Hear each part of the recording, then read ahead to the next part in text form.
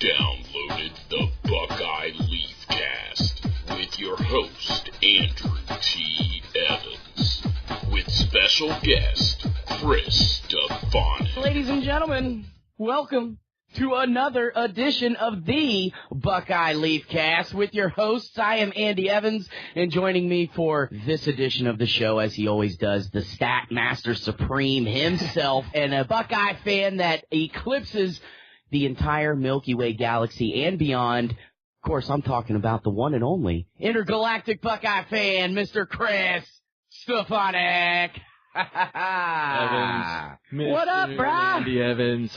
I'm doing really good. Yourself? Hey, just, it's a good day after, Sunday when the Buckeyes win a football game. Everybody here in Columbus feels a lot better, about themselves because when Ohio State wins, I mean, not only this city, Chris, but people that live beyond the borders of not only the Central Ohio area, the entire state of Ohio, such as yourself. You're down there chilling on the East Coast, but you are a Buckeye fan through and through. So you got to be one of those people that across the entire country and maybe beyond the Milky Way galaxy, there could be, fans on the planet Kloptu that watch the Buckeye game every Saturday and are feeling pretty damn good about a 56-0 blowout win in Piscataway. Ohio State took on the mighty 1-3 Rutgers Scarlet Knights, who are now 1-4 after receiving an epic beatdown at the hands of the 9th or 11th ranked Buckeyes, Chris, whatever poll I guess you decide you want to go by.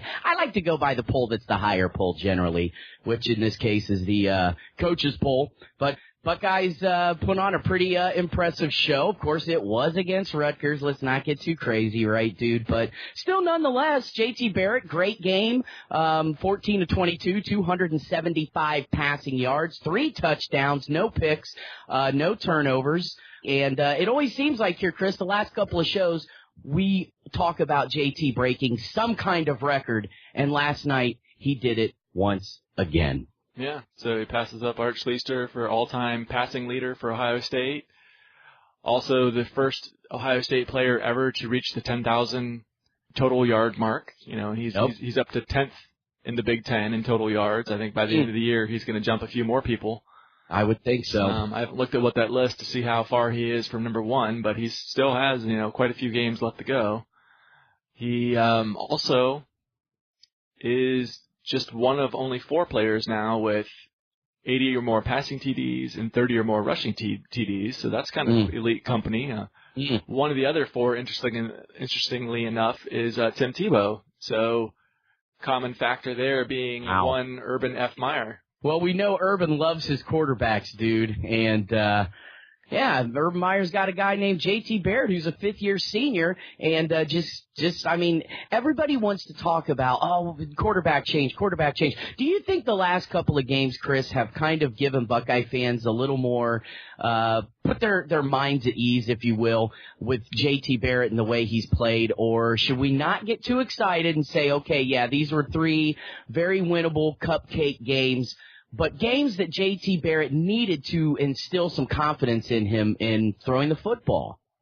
All right, so there was a lot in there to unpack. So, first of all, let's unpack it, baby. Crack that suitcase open. I want to hear the Intergalactic Buckeye fan get down. Sure. So after Oklahoma, there was a lot of calls for Dwayne Haskins. They're saying JT isn't the kind of guy that can get this team to where we want them ultimately to be, which is Big Ten champs and college playoff bound, right? Yeah. We don't want another repeat of, 35-0 when we get to the playoffs, right? And frankly, the offense looked pretty awful whenever Ohio State has played a good defense the last several games. And that includes this year because they haven't, while they've been looking great the last 3 weeks, they've not played a good defense, right? So, they looked pretty bad versus Oklahoma. They looked, about as bad as you can possibly be versus Clemson. They really didn't look very good versus Michigan last year, Yeah. So this has been something, and it's not all been JT's fault. But he's not been without responsibility either in all of this. So, and of course, the big thing that everybody's looking at is, can he complete the deep ball? So, now coming into the game versus Rutgers on the year, for passes that went 20 yards beyond the line of scrimmage. So I'm talking traveled through the air 20 yards, not like a 2-yard dump off to Paris Campbell and he runs for 80 yards, right? Right. I'm talking about like it passed through the air for 20 yards. Coming into Saturday, he was 2 for 13 on the year. So that's bad. That's really bad. Now, that included some drops from guys, but sure. But that also included an awful lot of times where he just flat out missed a guy who was open for a touchdown. Yeah. So I tracked all of his deep throws beyond, 20 or more on Saturday, and I saw there were 7 of them. And the way I saw it, 6 of them were good throws. Let me see how many of these he completed. We can go through them one by one. I got them written down here. So the very first one was his only bad one, and that McLaurin was wide open, and and he just completely overthrew him. It was a touchdown. Yeah, here we go again, here we go again. But then the next 6, he threw some really great balls. So there was the 70-yarder to Johnny Dixon on that blown coverage. He hit him. Maybe didn't hit him perfectly in stride, but hey, he completed a ball beyond 20 yards down the field for a touchdown. I'll take it. Yeah, Dixon did have to wait a second on that ball, but nonetheless, still, right, got it to him. The next one after that, he threw a ball to KJ in the end zone. It was like a 50-50 ball, and it was towards like the side of the end zone, and the defender won the battle. The defender was right there, but it's like you want that's when you're looking at passing the ball deep. The defender's a lot of times going to be there, and sometimes you just throw it up and hope your guy wins, and that's not on the quarterback if the defender wins a 50-50 ball, right? So to me, I was like, hey, that was a good throw. It was close to being out of bounds, but I think maybe if if it was a blown coverage, like the defender fell down or something, I think Hill would have came down in bounds, but I'm counting that as a good one. So then you have another one. He hit Paris Campbell on the sideline and hit him in the hands, and Paris didn't haul it in. Now the defense was pretty good. They hit him in the hands, and then the defender hit it and knocked it out. But it was one of those where Paris should have hauled it in. I mean, even the commentators were like, defense pretty good, but still you got to make that catch, Campbell. Yeah. So another one was the 46-yarder on 3rd down, where he hit Ben Victor. To Victor, what if that was a hell of a passing catch? Maybe a touch underthrown, and maybe if he put it 1 yard deeper down the field, he hits him in stride, and it ends up being a touchdown. And instead, Victor's down at the 3-yard line. But it was, he completed one for more than 20 yards downfield and looked pretty good. You're not every time going to hit him perfectly in stride, right? Sure. Then you had the 67-yard bomb to Dixon. That was the one where Dixon ended up doing a pass interference, so it came back. Oh, I know, that was weird. It looked kind of iffy to me. What'd you think? Yeah, I mean, it's that stuff happens on a lot of plays, and they don't call it. A lot of times they do call it, so it's one of those. I'm he committed pass interference, but if they wouldn't have called it, I wouldn't have been let's say it was that the tables were turned, and Rutgers completed a 67-yard pass, and the Rutgers guy pushed off on Denzel Ward, right?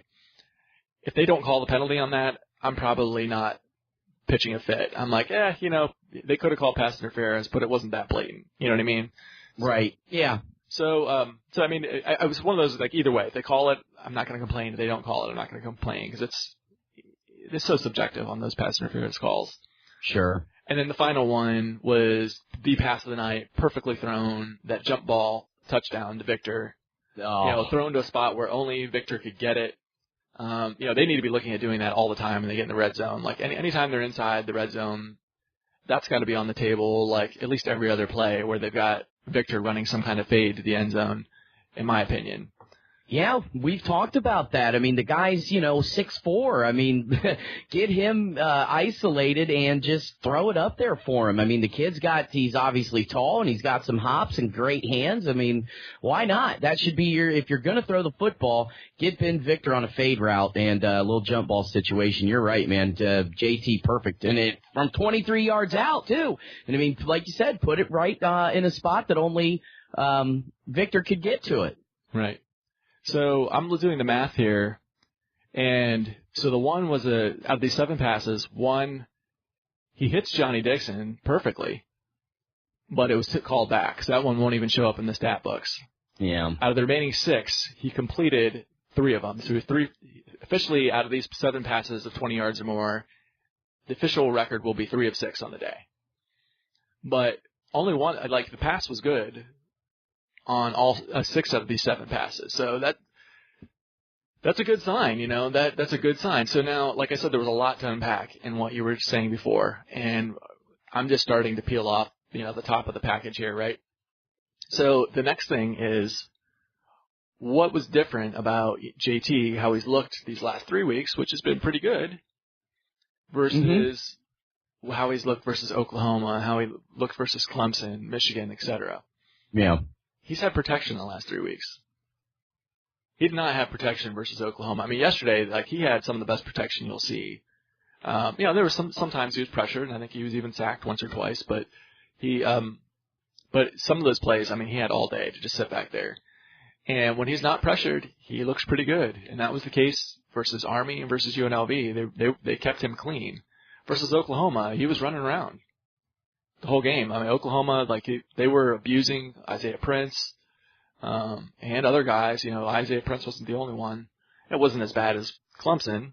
It wasn't as bad as, some of the, like Penn State last year. Where Prince was just a turnstile. But, that he was not having the time he needed, and he did not perform well. When you start going against stiffer competition, he's not going to have all day to throw. Yep. So, am I convinced that JT's turned a corner and this offense is going to be great when they go against stiffer competition? I'm optimistic. I think is the jury still out on that verdict? Yeah, but we have to see it, because he's not had to face pressure, and there's going to be pressure when he goes against Penn State, right? So what's going to happen? We'll see. Hopefully this has built confidence. This has built a little bit of a rapport and a little bit of chemistry with the wide receivers. Hopefully it's built confidence in Prince and the rest of the offensive line, and it's something that will help translate going forward. We're used to watching Ohio State teams that get better as the year goes on. That was one of the feathers in Jim Tressel's cap, as the team always was playing its best in November. They would sometimes go light years from the beginning of the year to the end. And we saw that in 2014. Yep. Where, it was like a clown show versus Virginia Tech, but by the end of the year, it was like the best Ohio State team we've probably ever seen, in my lifetime.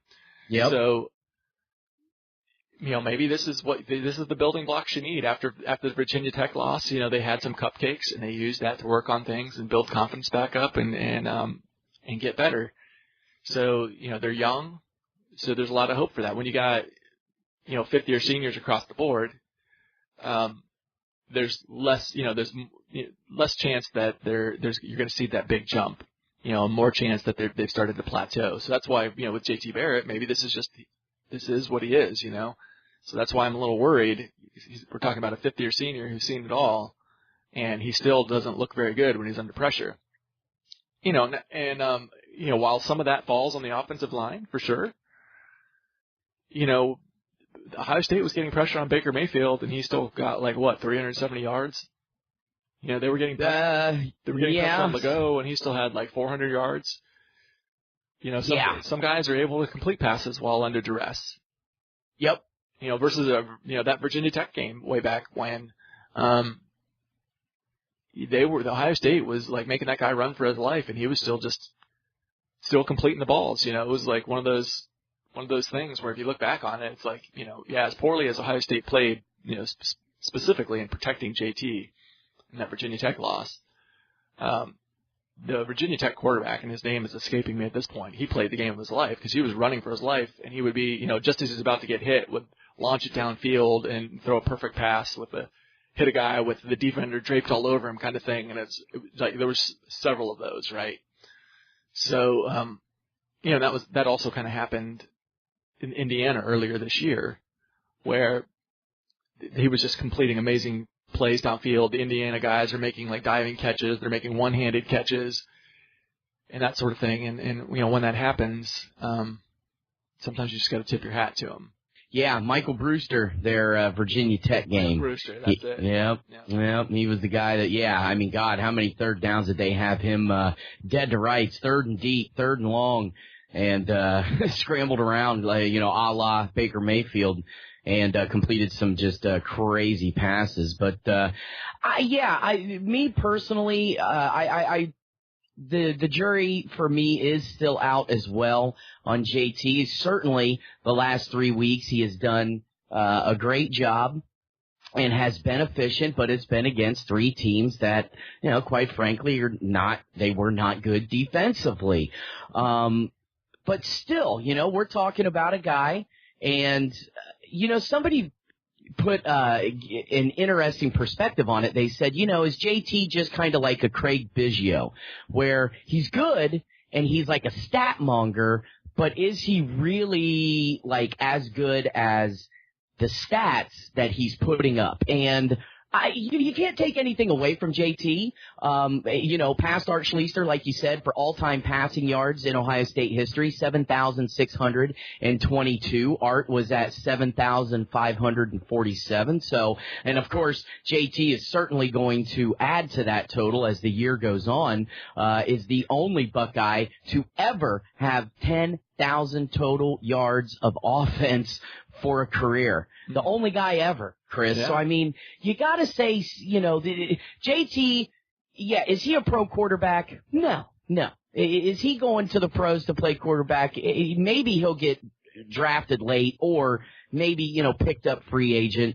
But is he really a guy that can go into the NFL? And maybe he can. Maybe he will, and I hope he does. And I hope he surprises a lot of people out there. But, quite frankly, just the eye test, you look at just he and I don't see it. But still, here at Ohio State, JT Barrett's been pretty damn good. But you look at what happened against teams with a great defense, to your point. Let's see what he can do when he actually squares off against a good defense. And we're definitely going to find out in the end of October when they welcome in Penn State, who should more than likely be undefeated and ranked at least fourth in the country at that point. And, Ohio State, I imagine, should hopefully win out from here in between then. And, you're talking about two teams that, Ohio State's going to have one loss ranked in the top 10.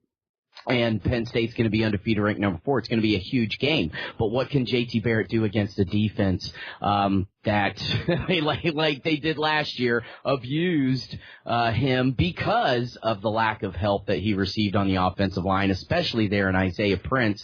And, Prince, kind of coming along a little bit better against Oklahoma, but he still got busted up a couple of times.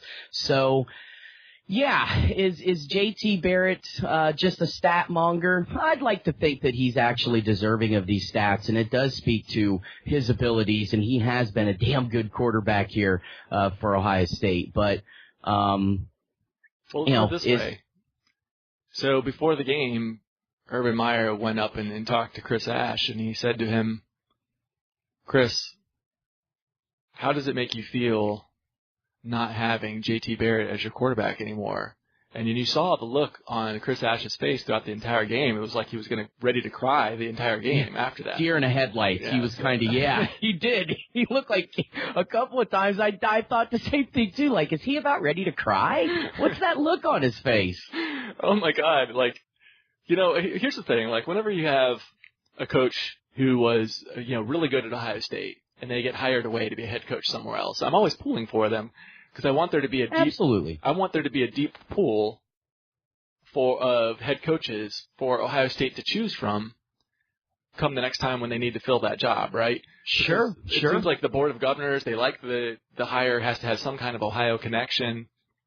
So I'm always putting please God, let there be a good candidate out there, somebody who's worthy of being the Ohio State head coach, who's got an Ohio connection. Because it's like if the top candidate is like a Lincoln Riley or something like that, and they have but they're like, we can't hire him. He would be perfect for the job, but he's no Ohio connection. I mean, that's really what and it's like, it seems to me almost like an overreaction to the John Cooper hiring, but that John Cooper. Well, exactly. So I'm pulling for Chris Ash, but I'm like, man, we cannot have this guy on the sidelines as the head coach at Ohio State somebody who looks like he's about ready to cry constantly. I mean, it's like, can you imagine just the memes that the Michigan fans would make out of that?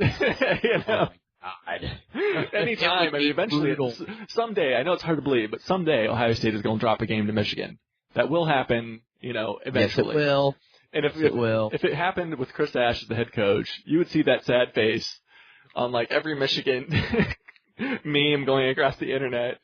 So, or like when Luke Fickell got beat, remember his face that whole game, and everybody was like, he's just not ready to be an Ohio State coach, because the whole season Luke Fickell just had that deer in the headlights, wide-eyed kind of, oh God, I'm going to poop my pants any second kind of look on his face, you know? Right.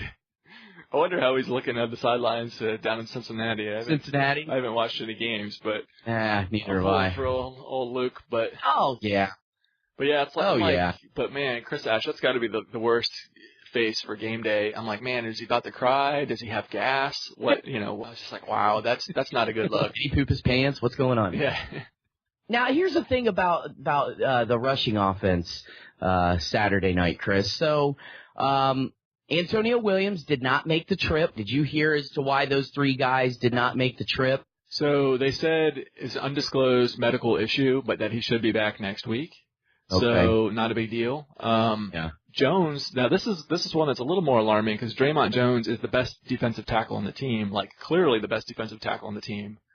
Head and shoulders, one of the best defensive linemen, period. I mean, he's like in that group. I mean, I wouldn't put him like in the conversation with Nicky Bosa, but after that, he's like in the conversation, at least in the conversation. Maybe he doesn't win that argument, but he's at least in the conversation to being like the next best defensive lineman on the team.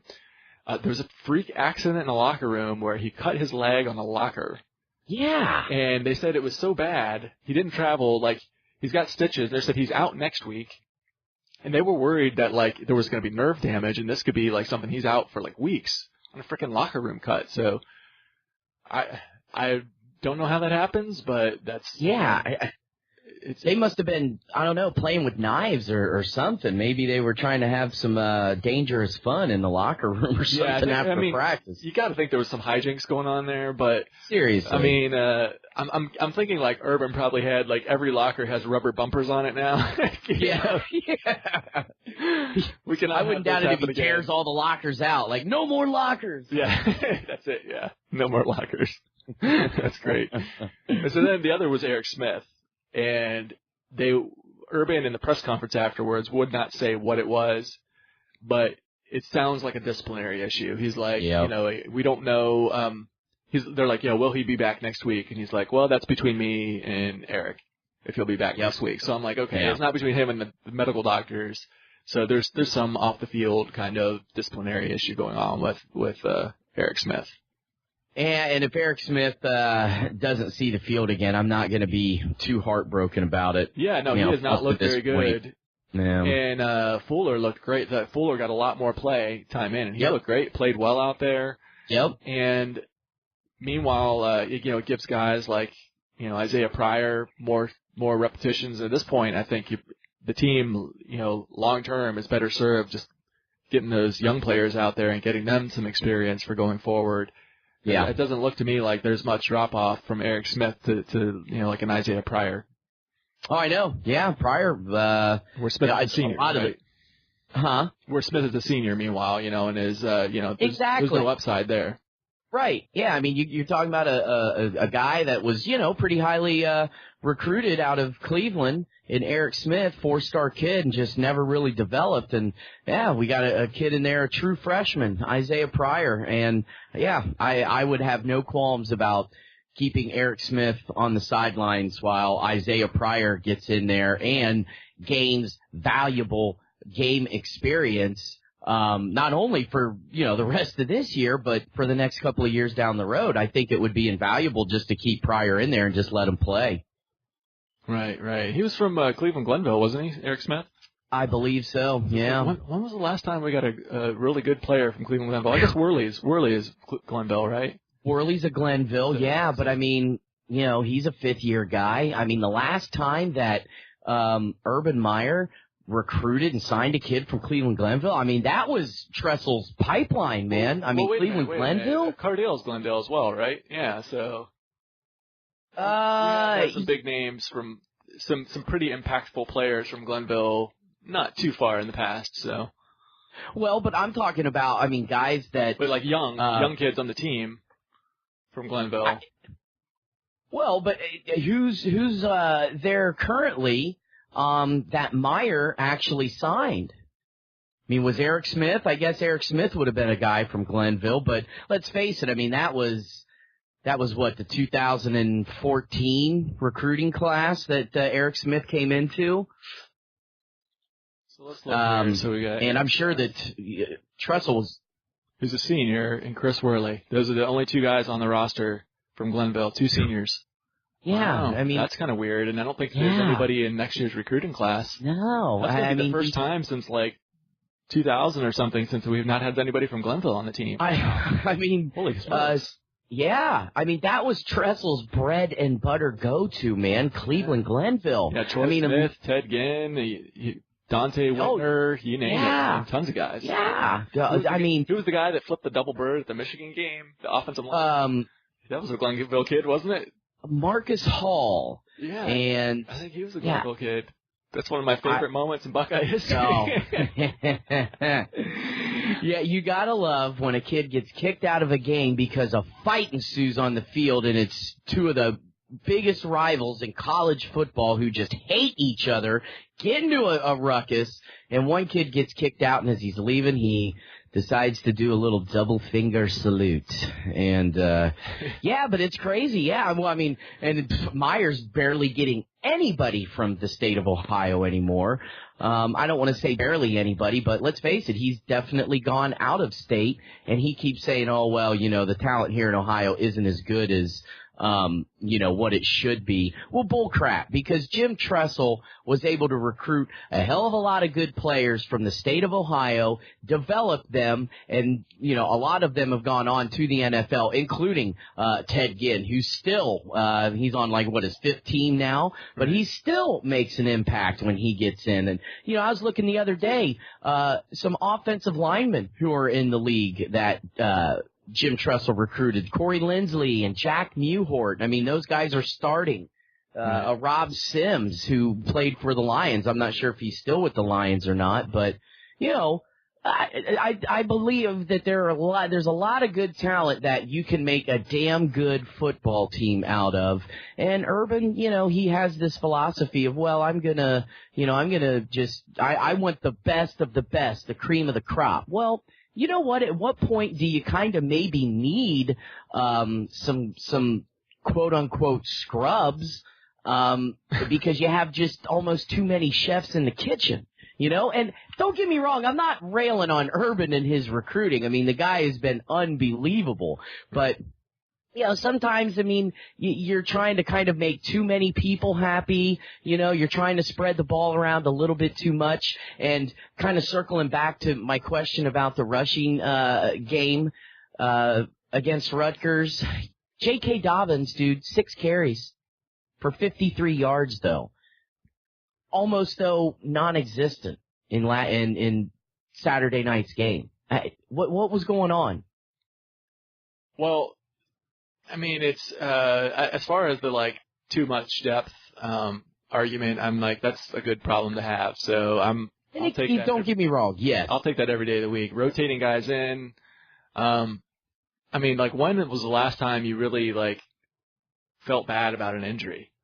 I mean, because it's like I can't remember the last time I really felt bad about an injury, because it's like, well, one thing, I don't think that Ohio State gets that many injuries because Mickey Marotti just does a hell of a job preparing these kids. I mean, they do stay really healthy. They're one of the healthier teams, you know, knock on wood. But also when there is injuries, you don't even notice it because it's like there's so much talent there. You know, like Mike Hill is probably the best defensive tackle on the team. Well, maybe Draymond Jones is probably better than him, but I mean, you've not even missed Mike Hill. I mean, like when I brought that up last week, you're like, oh, I totally forgot Mike Hill was even on the team. It's because, you know, you don't even matter. You know, Mike Weber, you know, the freshman of the year in the Big Ten last year, is out these opening games, and it's like you don't miss a beat. If anything, you're like even better. You can go across the board, like any of the positions where somebody's been out, you're not even sweating it. I mean, even at the quarterback position, I mean, I'm not too concerned if JT goes down, seeing how Dwayne Haskins looks. I mean, I'm not calling for JT to be benched, but I'm not concerned if he goes down. The depth is unreal, and I'm certainly not going to criticize Urban for his recruiting. I mean, right now Ohio State sits at number 1 in the country by a landslide for 2018. Now, granted, you're right. The way they're doing it is from going for the best kids across the board and not worrying what state they're from. Case in point being, there's 18 kids committed right now. 3 of them are from the state of Ohio. I mean, can you imagine? 3, yep. And never in my days did I think I would be looking at an Ohio State class that had 18 kids with only 3 from the state of Ohio. But I know. Look at them. I mean, it's unreal. They've got 4 5-star players, 12 4-star players. So 16 of the 18 are 4-star and up. I mean, 4 4-star players. That's unreal. I'm just looking at the national rankings here. So I don't see anybody else who has more than 1, and they've got 4. So it's like you take Texas has 1. I'm going to go down the top 10 here. So number 2, Texas has 1. Number 3, Penn State has 1. Number 4, Miami has 1. Oregon has 0. Tennessee at number 6 has 1. So you can take the number 2 through number 6 teams in the country, those 5 teams, add the recruiting classes together, and they have as many 5-star recruits as Ohio State does. I mean, and we want to look at the Big Ten. I mean, it's a joke. I mean, I'm going to do that real quick. Let's look at what the Big Ten is here. Big Ten. I think Penn State's kind of close, aren't they? So Ohio State, 4 5-star kids. Penn State has 1. Rest of the Big Ten, 0. So Ohio State 4, entire rest of the Big Ten, 1. Are you freaking kidding me? I mean, you can look at kids. I remember we did this last year with the class of 2017. I looked at like the kid that was like second from last in the class. I didn't go the last because the last was like a punter or something. But second to last, and it's like this kid would have been in the top 5 in like basically every other class in the Big Ten. I mean, he would have been like top 2, I think, in like several of the classes in the Big Ten. And he was like basically the last kid in the class as far as his ranking goes. So, I mean, Urban is just killing it with recruiting, killing it. I mean, it's like you look, Matt Millen, as much as I love Matt Millen's brilliant wisdom that he imparts on us every Big Ten game. One thing he said that was actually true is he was talking about the team speed and how it didn't matter. You'd have like 3rd-string guys out there, and they were running down Rutgers players. Just like Rutgers trying to run outside was just not going anywhere. Yep. And it's true. I mean, they were just like, their wide receivers weren't able to outrun our linemen.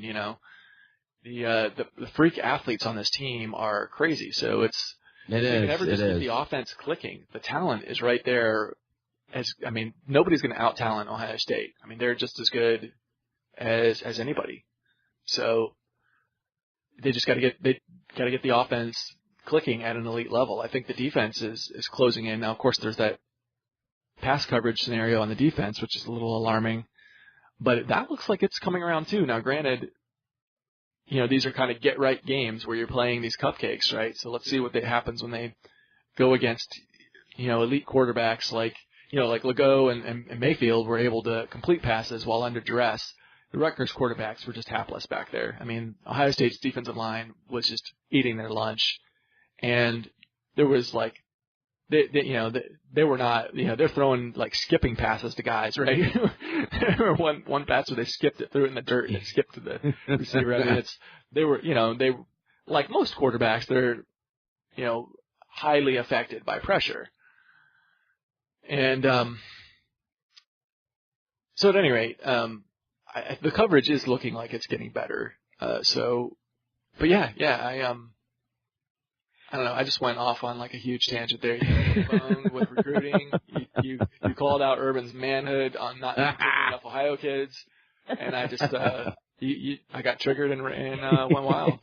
Hey, I would expect nothing less from you, sir. I mean, this is why we do this, because each and every week I know you're going to come at me. I'm going to throw out some crazy scenario, or I'm going to get on somebody's case, or I'm going to say something, and you've got to come at me with the counterpoint. And you, as always, you're bringing up stuff, and I start thinking about it, and I'm like, well, yeah, you're right. Okay, yeah. Maybe I'm just going off half-cocked like I normally do. I've got that kind of personality where sometimes I just get a thought in my head, it triggers me, I say it, and then somebody with some actual intelligence, a calm, demeanor, a rational human being actually thinks about it and says, well, now, wait a minute, Andy, think about this. And then I say, oh, yeah, you know what? You're probably right. There's me just going off half-cocked again. But, no, you know what? Saturday night,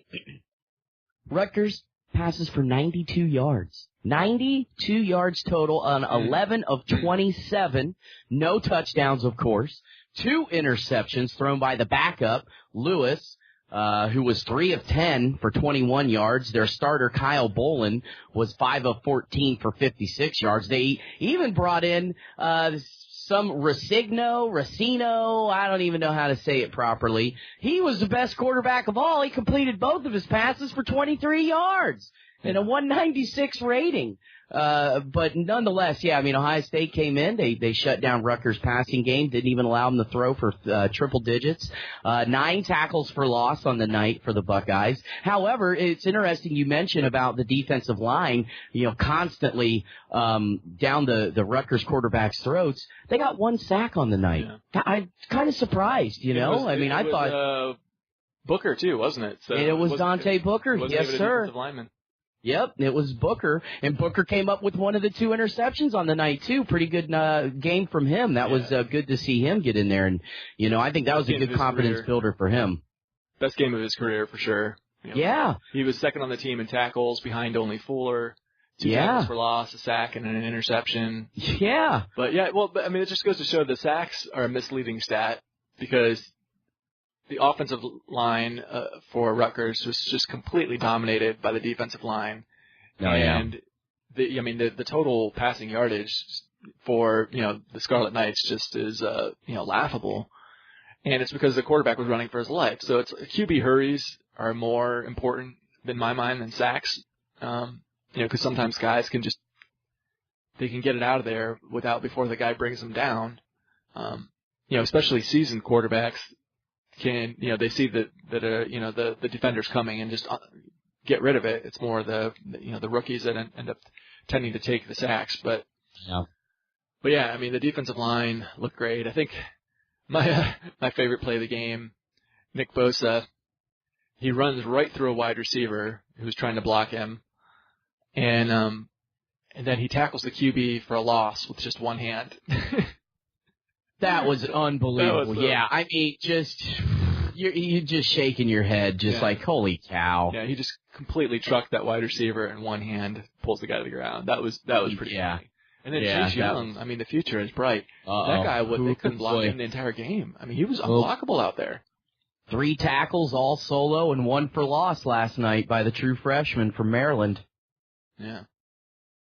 Yep, I tell you what, and there was a lot of young guys, and people are now starting to know some of the second and third teamers' names a lot better just because the last 3 games, they've been seeing significant time on the field. But heck, even Chase Young, they're putting him in early. They're getting him in the game earlier and earlier now. Tough Borland comes in, but Dante Booker has a great game. Of course, Sam Hubbard, his usual 4 tackles and had 1 for loss and QB hit, forced a fumble.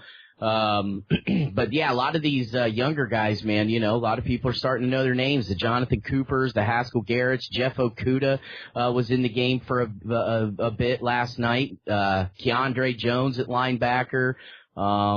It's good to see that they're getting these young guys in and getting them ready, because I'm telling you what, they start getting into the meat of the Big Ten season, they might be needing them. And like you said, with an injury, and their philosophy at Ohio State is next man up, doesn't matter, it's just plug and play, baby, and you're expected to perform at just a high of a level as the guy in front of you. And I think so far, these young guys have come in and played well. Oh, yeah. Yeah, I'm loving the young players. Dobbins, he could. He's all right, I guess. You've got some, pretty much all the positions. There's people. I mean, Rashad Berry, I believe, is just a sophomore, and he looks like a beast out there at tight end. I'm like, my God, is he a physical specimen? Because he's a big kid. He, athletic, strong. I definitely want to see some more of him. I think, he's going to be in the running for that starting job next year when Ball's out. I thought it's going to be interesting to see who gets tight end next year. Ball is a senior, but you got A.J. Alexander, who was the second string guy all of last year, out this year with injury. So he's going to be right in that running. And then you got Barry, looks just like a freak. And then, there's the Hossman and Farrell are playing out there, the two young guys. So that's going to be interesting. But yeah, look, across the board, really young guys looking good. 10 different guys getting catches yesterday. That was kind of cool again. Super Mario back out there. It was good to see him playing, last weekend against UNLV, he did not look 100%. And there was a couple of times, too, I didn't think he looked 100%, against Rutgers. But still, yeah, he came out and pretty damn good game. Hell, he led the team in rushing with 11 carries, 103 yards, and a touchdown. And then he also caught a 35-yard pass from Haskins. Yeah. That was a touchdown. That was a perfect throw, too. Whoo, right on the money, man. Right in his breadbasket, dude. I mean, he couldn't have walked up and handed it to McCall any better than what he did. Yeah, and he, I like him a lot better than Antonio Williams, so it's good to see him back. I do, too. I know. Meyer was saying that he's still not 100%, so his not being 100% is, 11 carries for 103 yards, so. I'll take it. Yeah, I mean, the young guys in this team, I mean, they are deep. And I mean, the only thing you didn't like to see from, Run DMC was that, bad muffed punt he had there. It's like, whew. Yeah. That kind of sucked, but that's a little dicey. Didn't come back to hurt him. Right. But normally they got KJ Hill back there, so. Well, once again, these young guys coming in, and it's great to see that they're getting significant time. And, I mean, hell, like you just said, I mean, here's Demario McCall. I guess he's considered kind of fourth-string running back. He's kind of the backup H-back to KJ Hill. Once you know that he's 100% healthy, I mean, look out. They are. It is insane, the depth on this Ohio State team. But, yes, get them in, get them playing, get them on the field, because I really do. If we can be this deep and play this well, taking on Penn State in a month, dude, it's going to get weird, man. I mean, this team could be straight up legit in getting into the Big Ten championship game. You know what I mean? I hear you, man. It's, the month of October, October here is going to be interesting. We got Maryland coming in this coming weekend, which, they rebounded after a bad loss at home last week to Central Florida by getting stomped by 4 touchdowns to go on the road and get a win at Minnesota. And, okay, it was Minnesota, but hey, the Gophers were undefeated at 3-0. So we've got a 3-1 Maryland football team coming in here, Chris. So let's not forget, they took down Texas in Texas's house and, is looking a lot better than Maryland football that we're used to seeing. Yeah, I mean, I think DJ Jerkin's got that program headed in the right direction, and this is not going to be a cupcake. So it's not going to be Penn State, but it's not going to be a cupcake. It's a nice step up from what, we've had. I like the way this is playing out, because you had UNLV, which was a complete doormat, to give the, Ohio State a chance to work on things, and you get a little better going into Rutgers. I mean, because Rutgers is, as bad as Rutgers is, and they probably don't deserve to be in the Big Ten even. They've lost 13 straight to FBS opponents and 16 straight to Big Ten teams. 16 straight to Big Ten teams is what I heard. They do not deserve to be in the Big Ten, but they are better than UNLV. I mean, they played Washington, the number 6 team in the country, 30-14. I mean, the number 6 team, think about that, the number 16 team in the country only beat this team by 16 points, and Ohio State just beat them by 56. So, and we did it at Rutgers, where this was, Rutgers was on the road versus Washington. So So, and that's the thing, that Rutgers, while their offense is clearly really bad, defensively, they've been looking decent. Washington is a prolific offense. You got a Heisman Trophy finalist there with their quarterback, and held them to 30 at their place. So, so slightly getting better. And then you now move into a Maryland team who's, beating a Texas, beating a Minnesota, who's a solid Big Ten West team. They would probably finishing, near the bottom, just ahead of Rutgers if they were in the East. But as far as the West goes, they're, a solid team, and Maryland beats them. So that's another step up. Nebraska and Maryland will be a step up from Rutgers, and then you get that bye week heading into Penn State. So it's allows Ohio State to, I like that. I wish they wouldn't have had Oklahoma so early, because I think if they were playing Oklahoma now, it might be a different story. Could be. But they probably needed that. So I don't know. We'll see. They needed a wake up call. But, and I think, once again, we talk about what happened in 2014. Virginia Tech at home in a night game, non-conference, get beat up on, wake-up call. They got pissed off, angry, and rolled through the rest of the season, won a national championship. Same thing, I think, for this team.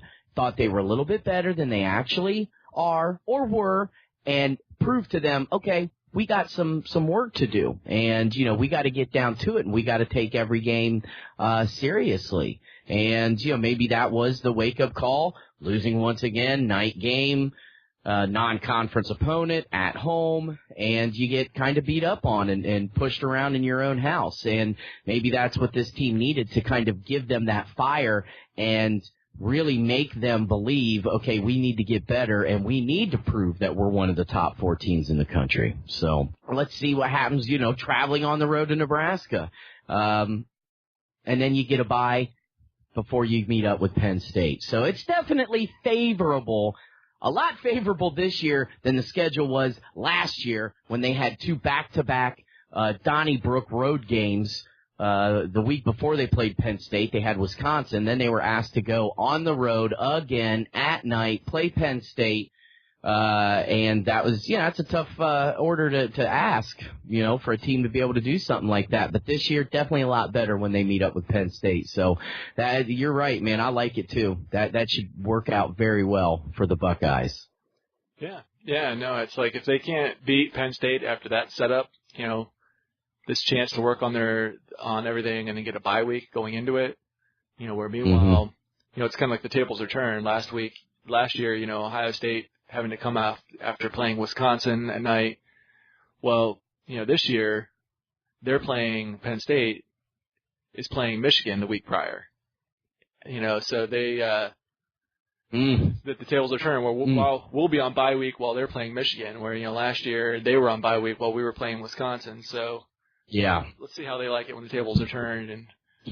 But meanwhile, man, does Penn State look good? And they do. That Saquon Barkley guy is not a bad football player. Yeah, I've heard some things about him this year. Seems to be doing okay. Yeah. Not too bad. Let's hope that the Buckeyes don't allow him to go nuts and run for 180 yards, almost 200 or something crazy like that, like he did 2 years ago as a true freshman. Or return a kickoff like he did yesterday. I'm like, that was a pretty sweet return he had yesterday. And I'm like, the opening kickoff. Yeah. I mean, the kick coverage team for Ohio State is looking pretty good. I mean, this year, that was out of, all those times Ohio State scored, getting, 56 points, right? Only one of them came out beyond the 25, and it was by a half a yard. All the rest were inside the 25. Yep. And some of them were inside the 15. And it would have been sweet, that one where the guy took a knee at the 2, but they didn't call it, so they reviewed it, but I don't think his knee was down. I think that he had just a whiskers amount of space. Yeah, there was definitely not, what do they call it, incontrovertible video evidence or whatever. Because there could have been a whisker. As long as you didn't see that black stuff get kicked up, he didn't. Yep. You just don't know. Yeah. He may have grazed it. He may not. Yeah. You just can't tell from the video. Yeah. So I was not complaining, but it would have been pretty sweet if they would have put him at the 2. I'm like, man, yeah. if this doesn't make Chris Ash cry, what else will going to? If Chris Ash doesn't poop his pants after this, then I don't know what will. Right. So what else do we need to discuss here about the game on Saturday night? Anything that we missed that you wanted to discuss, or anything else on your mind before we wrap things up, sir? Well, I was just looking around at some of the highlights and some of the scores around the league, and I saw number 5 USC losing to Washington State, number 16. So was that not great? Yeah, that was great. So in theory, that should help Ohio State to move up, but of course USC now has 1 loss, and Ohio State now has 1 loss, so maybe they don't drop them below Ohio State. I don't know. Or they could even do something like, they could have like USC drop a couple slots, but not drop below Ohio State, and then move Washington State up ahead of Ohio State because Washington State's undefeated and now has that really nice win over USC. Yeah. So this doesn't guarantee Ohio State's going to move up in the rankings, but I would almost see that. I could see that being the case because here's the thing: USC loses on the road by a field goal in a crazy game that was a great game to a team that, is undefeated and ranked 16th in the country. Is that a better loss than getting stomped at home by a team who at the time was, 3 spots lower than you? I think that USC's loss is quite frankly better than Ohio State's loss, and I could definitely see, like you said, Washington State's undefeated. I mean, are they a better football team than Ohio State? I would like to think not, but they just won a great game against the USC team. I think that proves that they're definitely, at least in the talks for if they get to the Pac-12 championship game, they're undefeated and they win. I mean, how could you not keep, how could you keep Washington State out at that point? But, I could see that. I could see USC slips a couple of spots, maybe down to 7 or 8, and then Washington State gets vaulted up to, number 10 or something like that. And, Ohio State, if they don't move up, hell, they might move down another spot just because they keep taking these teams who are undefeated and putting them ahead of Ohio State. Right. Yeah. And I mean, I'm not worried about it. If Ohio State takes care of their business, I still think they'll be in there at the end.